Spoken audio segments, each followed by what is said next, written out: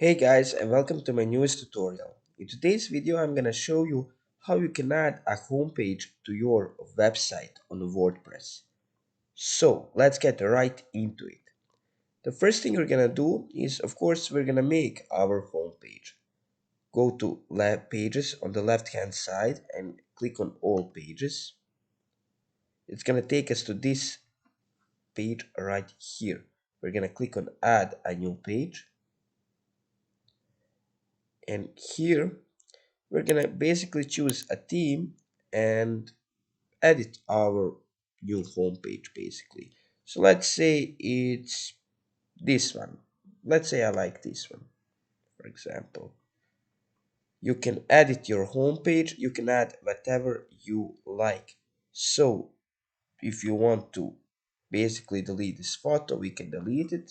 Just click on delete, and we can, let's say, add our photo or add anything we want. We can change our text, and of course we can change anything. We're just gonna add a title, which is gonna be my homepage,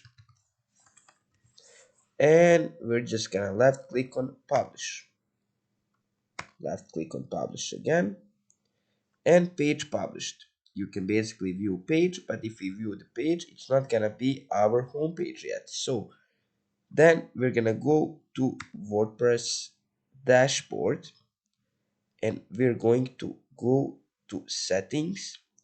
So have our settings, and we're gonna click on reading, which is the third in a row. In the reading settings, we're gonna change this your homepage displays your latest post to a static page. Select below, and in the homepage menu, we're gonna click on my homepage and just save the changes.